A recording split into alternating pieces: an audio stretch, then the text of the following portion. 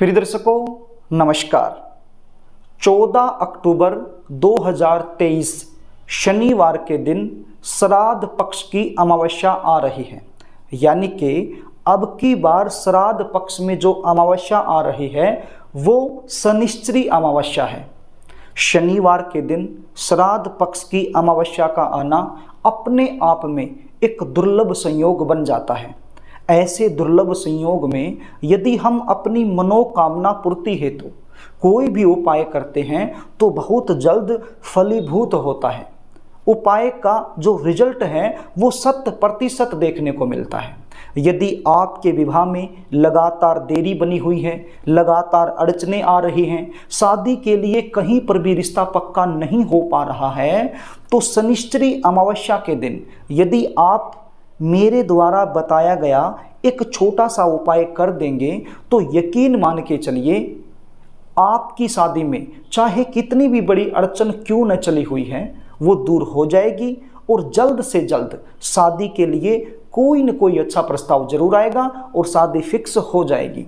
यह उपाय यदि बच्चे खुद करना चाहें खुद भी कर सकते हैं, और यदि बच्चे खुद नहीं कर पाते हैं तो ऐसी सिचुएशन में माता पिता अपने बच्चों के लिए ये उपाय जरूर करें। मैं दिन भर जन्म कुंडलियों का विश्लेषण करता हूं। मेरे बहुत सारे प्यारे दर्शक मुझसे अपने बच्चों की जन्म कुंडली का विश्लेषण ऑनलाइन करवाते हैं, और बहुत सारे दर्शक ऐसे भी हैं जो पर्सनली रूप से आकर मुझसे मिलते हैं और अपने बच्चों की जन्म कुंडली का विश्लेषण मुझसे करवाते हैं। उनका लगभग एक ही प्रश्न होता है कि शास्त्री जी, हम पिछले लंबे समय से अपने बच्चों की शादी के लिए प्रयास कर रहे हैं लेकिन हमें सफलता नहीं मिल पा रही है। रिश्ते आते हैं, बातें चलती हैं, लेकिन कोई भी बात, कोई भी रिश्ता सफलता तक नहीं पहुंच पाता है, बीच में ही ब्रेक हो जाता है। और कई बार यदि रिश्ता पक्का हो भी जाए तो एंड में जाकर, बिल्कुल अंत में जाकर कोई न कोई ऐसी बात निकल कर सामने आएगी जिससे रिश्ता टूट जाएगा। कभी सामने से मना हो जाएगी, कभी हमारी तरफ से मना हो जाएगी। देखने वाले आ रहे हैं, देख करके चले जा रहे हैं, लेकिन किसी भी प्रकार का पॉजिटिव रिप्लाई सामने से हमें मिल नहीं रहा है। बच्चों की उम्र लगातार निकलती जा रही है, हम परेशान हो गए हैं।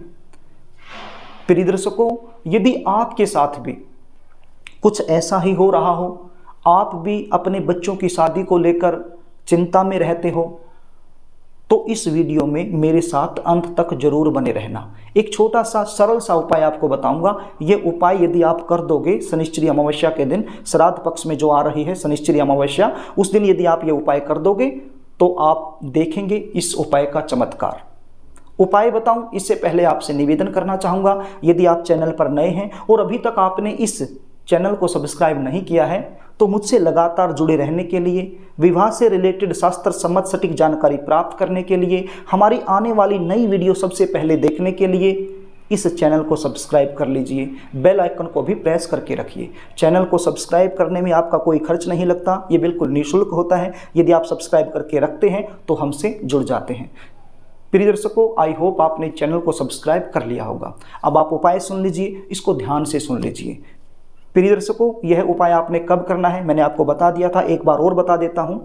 14 अक्टूबर 2023 शनिवार के दिन श्राद्ध पक्ष की अमावस्या आ रही है। इसी दिन आपने ये उपाय करना है। करना कब है? ये उपाय आपने शाम के समय करना है। ये उपाय करने के लिए आपके पास क्या होना चाहिए, किस तरीके से ये उपाय करना है, इसको भी आप ध्यान से सुन लीजिए, नोट कर लीजिए। एक काले रंग का कपड़ा आपके पास होना चाहिए। कितना बड़ा? केवल रुमाल के साइज का। बहुत बड़े काले कपड़े की आवश्यकता नहीं है। रुमाल के साइज का एक काले रंग का नया कपड़ा, बिल्कुल फ्रेश कपड़ा होना चाहिए आपके पास। अब इस कपड़े में आपने क्या क्या रखना है इसको ध्यान से सुनिए। 50 ग्राम के लगभग काले उड़द आपने इसके अंदर रखने हैं। उड़द की दाल नहीं चलेगी, साबुत उड़द की मैं बात कर रहा हूं। 50 ग्राम के लगभग साबुत उड़द आपने इस काले रंग के कपड़े में रखने हैं। और क्या रखना है? 50 ग्राम के लगभग काले रंग के तिल आपने इस कपड़े में रखने हैं। और क्या रखना है? काले रंग की सरसों आपने इस कपड़े में रखनी है। कितनी? लगभग 50 ग्राम के आसपास। और क्या रखना है? 1 रुपये का सिक्का आपने इस कपड़े के अंदर रखना है। तो इस काले रंग के कपड़े में 4 चीजें हो गई। काले रंग के उड़द, काले रंग के तिल, काले रंग की सरसों और 1 रुपये का सिक्का। तो ये चारों चीज़ें आपने काले रंग के कपड़े में रखकर इसकी एक पोटली बना लेनी है। पोटली बन गई। और क्या चाहिए? एक दीपक चाहिए सरसों के तेल का। मिट्टी का दीपक आप ले लीजिए और एक बत्ती बना लीजिए, लंबी वाली बत्ती। एक तो गोल बत्ती होती है खड़ी बत्ती, वो नहीं चलेगी, लंबी बत्ती होनी चाहिए। मिट्टी के दीपक में सरसों का तेल भरिए और एक लंबी वाली बत्ती इसके अंदर रखिए और 1 चुटकी काले तिल इस दीपक में भी आप डाल लीजिए। अब ये 2 चीज़ें हो गई आपके पास। अब आगे क्या करना है इसको भी ध्यान से सुनिए। अब ये जो पोटली आपने तैयार की है, इस पोटली को आपने अपने बच्चे के सिर के ऊपर से 7 बार घुमाना है। चाहे लड़का हो चाहे लड़की हो, उसके सिर के ऊपर से 7 बार घुमा लीजिए। अब समस्या एक और बन सकती है, हो सकता है कि आपके बच्चे घर में ना हो, कहीं बाहर रहते हों, और यदि घर में है भी तो हो सकता है कि इन चीज़ों पे विश्वास ना करते हों, वो अपने सिर के ऊपर से ना घुमाने दें। तो ऐसे में आप क्या करोगे? ऐसे में क्या करोगे इसको ध्यान से सुनिए। अपने घर में ही बैठ जाइए, पश्चिम दिशा की तरफ मुख करके बैठ जाइए। इस पोटली को अपने हाथों के बीच में ऐसे रख लीजिए और आंखें बंद करके बिल्कुल ध्यान कीजिए अपने उस बच्चे का जिसकी शादी में लगातार देरी चल रही है, और मानसिक रूप से अपने बच्चे के सिर के ऊपर से 7 बार घुमाइए। मन ही मन में ऐसा महसूस कीजिए वो बच्चा बिल्कुल आपके सामने बैठा है और उसके सिर के ऊपर से आप 7 बार इसको घुमा रहे हैं। यदि ऐसा भी नहीं कर सकते तो बच्चे के फोटो के ऊपर से घुमा लेना। 7 बार घुमाने के बाद ये पोटली और ये सरसों के तेल का दीपक लेकर आपने चले जाना है पीपल के नीचे। अब पीपल का जो पेड़ है वो शनि मंदिर में भी हो सकता है, शिव मंदिर में भी हो सकता है, हनुमान मंदिर में भी हो सकता है, किसी भी मंदिर में हो सकता है, बस पीपल का पेड़ होना चाहिए। वहां पर आप चले जाइए। पीपल के पेड़ के नीचे जाकर के सबसे पहले सरसों के तेल के दीपक को जला दीजिए। आपका जो मुख है वो पश्चिम दिशा की तरफ होना चाहिए जब आप ये उपाय कर रहे हैं। पीपल के नीचे बैठ करके जब आप ये उपाय कर रहे हैं, दीपक जला रहे हैं, तो पश्चिम दिशा की तरफ आपका मुख होना चाहिए। और मैंने बताया शाम के समय ये उपाय करना है। अब आप सोच रहे होंगे कि शाम के समय कितने बजे? 8 बजे, 9 बजे, 10 बजे, 5 बजे, कितने बजे? नहीं, सूर्य अस्त होता है ना, उसके लगभग 1 घंटा आगे 1 घंटा पीछे, इस प्रकार से। सपोज कीजिए कि आपके वहाँ जो है सूर्य अस्त होने का समय लगभग 7 बजे का है, तो आप 6 बजे से लेकर के 8 बजे तक ये उपाय कर सकते हो। 1 घंटा आगे 1 घंटा पीछे, आगे पीछे आप कर सकते हो थोड़ा, कोई नो प्रॉब्लम। सूर्य अस्त होने के आसपास ये उपाय आपने करना है शाम के समय। दीपक जलाने के बाद आप ये जो पोटली अपने साथ लेकर के गए हैं, इस पोटली को भी आपने दीपक के पास ही रख देना है अपनी मनोकामना बोलते हुए।